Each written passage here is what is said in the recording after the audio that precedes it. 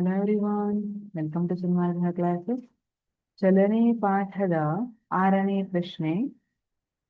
ಒಬ್ಬ ಕ್ರೀಡಾಪಟು ಆಯತಾಕಾರ, ಷಡ್ಭುಜಾಕಾರ ಮತ್ತು ವೃತ್ತಾಕಾರದ ಪಥದಲ್ಲಿ ಚಲಿಸ್ತಾ ಇದ್ರೆ, ಆಯತಾಕಾರ, ಷಡ್ಭುಜಾಕಾರ, ತ್ರಿಭುಜಾಕಾರ ಮತ್ತು ವೃತ್ತಾಕಾರದ ಪಥದಲ್ಲಿ ಚಲಿಸುತ್ತಿದ್ದರೆ ಯಾವ ಪಥದಲ್ಲಿ ವೇಗೋತ್ಕರ್ಷೀಯ ಚಲನೆ ಉಂಟಾಗುತ್ತದೆ ಅಂತ ಕೇಳ್ತಿದ್ದಾರೆ. ವೇಗೋತ್ಕರ್ಷೀಯ ಚಲನೆ ಅಂದ್ರೆ ಏನು? ಯಾವ ಚಲನೆಯಲ್ಲಿ ಕಾಲದೊಟ್ಟಿಗೆ ವೇಗ ಬದಲಾಗ್ತಾ ಇದೆ ಅದನ್ನ ನಾವು ವೇಗೋತ್ಕರ್ಷೀಯ ಚಲನೆ ಅಂತ ಹೇಳ್ಬೋದು. ಆಕ್ಸಿಲರೇಟೆಡ್ ಅಂತ ಕರಿತೀವಿ ಅಲ್ವಾ?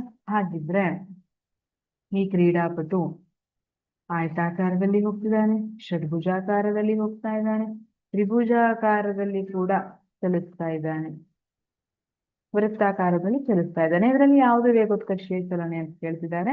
ಇಲ್ಲಿ ಆಯತಾಕಾರದಲ್ಲಿ ಚಲಿಸ್ತಾ ಇರುವಾಗ ಏನಾಗ್ತಾ ಇದೆ, ಈ ರೀತಿಯಾಗಿ ಹೋಗ್ತಾ ಇದ್ದಾನೆ. ಈ ಕಾರ್ನರ್ ಪಾಯಿಂಟ್ ಅಲ್ಲಿ ಏನಿದೆ, ದಿಕ್ಕು ಬದಲಾಗ್ತಾ ಇದೆ. ನಿಮಗ್ ಗೊತ್ತು, ವೇಗ ಬದಲಾಗಬೇಕು ಅಥವಾ ವೇಗೋತ್ಕರ್ಷ ಅಂತಂದ್ರೆ ವೇಗದಲ್ಲಿ ಮಾತ್ರ ಬದಲಾವಣೆ ಅಲ್ಲ, ದಿಕ್ಕಿನಲ್ಲಿ ಕೂಡ ಬದಲಾವಣೆ ಆಗ್ಬೋದಲ್ವಾ? ಜವದಲ್ಲಿ ಮಾತ್ರ ಅಲ್ಲ, ದಿಕ್ಕಿನಲ್ಲಿ ಕೂಡ ಬದಲಾವಣೆ ಆಗಬಹುದು. ಹಾಗಾಗಿ ಇಲ್ಲಿ ದಿಕ್ಕು ಬದಲಾಗ್ತಾ ಇದೆ. ಎಷ್ಟು ಪಾಯಿಂಟ್ ಅಲ್ಲಿ ದಿಕ್ಕು ಬದಲಾಗ್ತಾ ಇದೆ?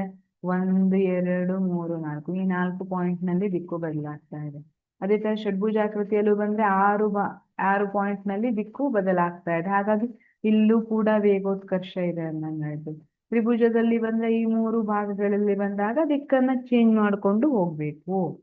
ಅದೇ ತರ ವೃತ್ತಾಕಾರದಲ್ಲಿ ಇದ್ರೆ ಪ್ರತಿಯೊಂದು ಬಿಂದುವಿನಲ್ಲಿ ಕೂಡ ದಿಕ್ಕು ಬದಲಾಗ್ತಾ ಇದೆ.